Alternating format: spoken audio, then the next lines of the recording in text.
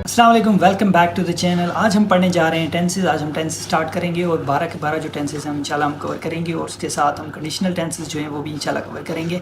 So let's start. तो सबसे पहले हम जान लेते हैं कि हमारा टेंस क्या होता है। कोई भी चीज़ पढ़ने से पहले आप उसकी ओरिजिन देखते हैं कि वो कहाँ से आया है, ठीक है, उसका बैकग्राउंड देखते हैं, ठीक है, उसका मतलब क्या है वो देखते हैं, ठीक है, उसके बाद उन चीज़ों में पढ़ते हैं ताकि वो अच्छे से समझ आए हमें। A word tense comes from the Latin word tempus means time.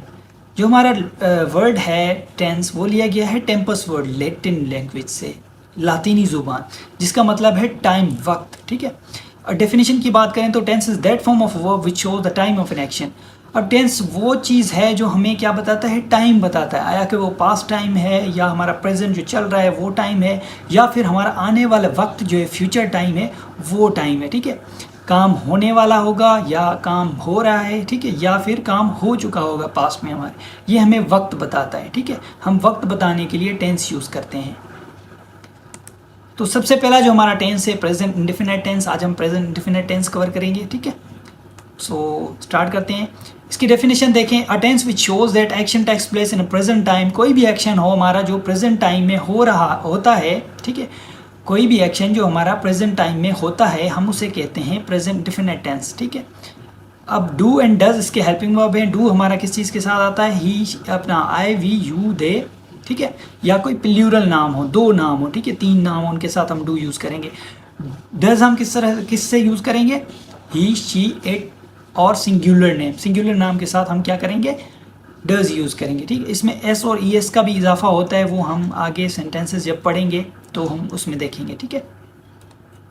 अच्छा जी, फॉर्म ऑफ वर्ब जो है इसमें फर्स्ट फॉर्म ऑफ वर्ब लगेगी। पार्ट्स ऑफ स्पीच में हम पढ़ के आए हुए हैं, ठीक है। वर्ब की फॉर्म्स कितनी होती हैं, 3 फॉर्म्स होती हैं, ठीक है। फर्स्ट फॉर्म होती है, सेकंड फॉर्म होती है, थर्ड फॉर्म होती है, ठीक है। फर्स्ट फॉर्म जिस तरह से राइट है, राइट की सेकंड फॉर्म होगी रोट, थर्ड फॉर्म होगी रिटन। यहाँ पे हम फर्स्ट फॉर्म यूज़ करेंगे जो बेस फॉर्म है, राइट, ठीक है। और अगर इसकी आइडेंटिफिकेशन की बात करें कि उर्दू में किस तरह से पहचानें इन सेंटेंसेस को कि ये प्रेजेंट इंडेफिनिट टेंस के हैं, तो हम उसको अकॉर्डिंगली जो है ना वो इसको ट्रांसलेट करें। जिसके लास्ट में ता है, ठीक है, ती है, ता है, ती है, ते हैं, जो भी लास्ट में ये लफ्ज़ आ जाएं जहाँ पे, तो आप समझ जाएं कि ये आपका क्या है, प्रेजेंट इंडेफिनिट टेंस है, ठीक है। एग्जांपल्स देखेंगे इसकी। अच्छा जी, पहले इसका स्ट्रक्चर देखें, subject plus verb plus object. अब उर्दू में देखेंगे ना आप, तो उर्दू में स्ट्रक्चर होगा इसका subject plus object plus verb, इस तरह का स्ट्रक्चर होगा। लेकिन इंग्लिश में देखें, ऑब्जेक्ट जो है आपका लास्ट में आ जाएगा, वर्ब जो है आपका वो शुरू में आ जाएगा, ठीक है। तो इस चीज़ का ख्याल रखना है आपने। अब इंग्लिश टू, अगर Urdu to English full translate करेंगे ना तो आपका सेंटेंस ही गलत हो जाएगा, क्योंकि वहाँ पे तो ऑब्जेक्ट जो है ना वो सब्जेक्ट के बाद आता है, वर्ब जो है वह लास्ट में आता है। अब यहाँ पे एग्जांपल दी गई है, आई ईट फूड, मैं खाना खाता हूँ, ठीक है। अब यहाँ पे मैं खाना, अब मैं क्या है, आई सब्जेक्ट है आपका, ईट क्या है, खाता हूँ, वर्ब है आपका। अब ये उर्दू में, उर्दू के हिसाब से ये वर्ब यहाँ पे आ गया है, ऑब्जेक्ट यहाँ पे आ गया है। अगर आपको, आप इसकी उर्दू टू इंग्लिश मतलब ट्रांसलेट करेंगे, मतलब एज इट इज़, ठीक है, तो फिर होगा आई फूड ईट, ठीक है, उल्टा। तो आपने इस चीज़ का ख्याल रखना है। I eat food, subject plus verb plus object last में देना है। फूड आपका ऑब्जेक्ट है, ईट आपका क्या है, खाता हूँ, वर्ब, आई जो है आपका ये सब्जेक्ट है। तो इस चीज़ का आपने ख्याल रखना है। मज़ीद इसमें जो चीज़ें हैं कि इसको हम नेगेटिव किस तरह से बनाते हैं, ठीक है, मैं इसको इरेज कर देता हूँ ताकि ये सही से दिखे आपको, ठीक है। अच्छा, इसका पेन लेते हैं,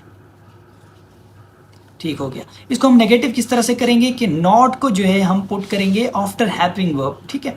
अब यहाँ पे देखें, आई ईट मैंगो, मैं आम खाता हूँ, ठीक है, आई ईट मैंगो, मैं आम खाता हूँ।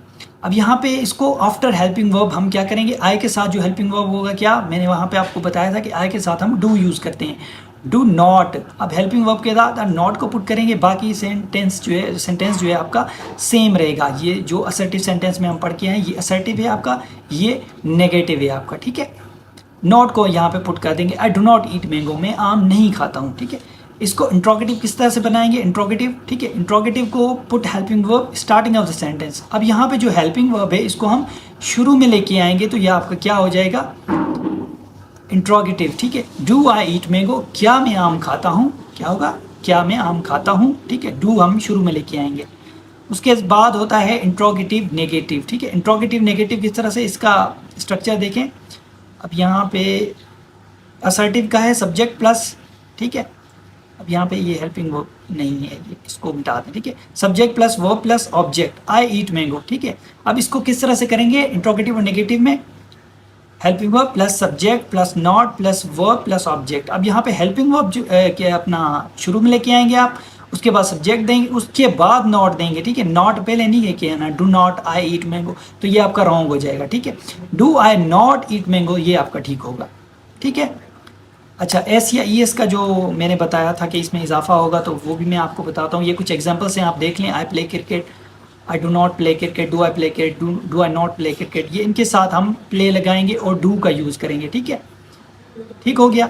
ये यू के साथ भी हम डू का यूज़ करेंगे। बाकी जब ही आता है हमारा, ही या शी, इट या सिंगुलर नेम आता है हमारा, तो उसके साथ हम एस या ई एस का इजाफा करते हैं। ये देखें, ही और शी प्लेज क्रिकेट, ठीक है। प्लेज, प्ले के पीछे हमने एस का इजाफा किया, ठीक है। वो वर्ब पे डिपेंड करता है कि उसके पीछे ई एस आएगा या एस आएगा, ठीक है। तो यहाँ पे प्ले के साथ हमने एस का इजाफा किया, ही और शी प्ले क्रिकेट। अब जब आपका इंट्रोगेटिव में आ जाएगा तो तब आप कैसे यूज़ करेंगे, डज, ठीक है। डज शुरू में लेके आएंगे, डज शी, ही और शी प्ले क्रिकेट, क्या वो क्रिकेट खेलती है, ठीक है। अब यहाँ पे ही और she does not play cricket. अब यहाँ पे एस या ई एस जो है वो डज के साथ आ जाएगा। डज आपका जब भी डज लग जाए तो आपने उसके साथ एस या ई एस का, वर्ब के साथ एस या ई एस का इजाफा नहीं करना, ठीक है। ये बात आपने याद रखनी है, ऐसे नहीं होगा। अच्छा, ऐसे नहीं होगा he does not place cricket, तो ये आपका रॉन्ग हो जाएगा। इस चीज़ का ख्याल रखें, ये अक्सर एरर्स भी आते रहते हैं, तो इनका आपने ख्याल रखना है, ठीक है। और सिमिलरली इट के साथ भी ऐसे ही आएगा। इट हम वहाँ यूज़ करते हैं, इट प्ले क्रिकेट। आप कहेंगे कि इट जो बेजान चीज़ों के लिए यूज़ करते हैं हम, लेकिन जहाँ पे हमें जेंडर का पता ना हो, ठीक है, आया कि वो लड़की है या लड़का है, तो वहाँ पे हम इट यूज़ करते हैं, ठीक है।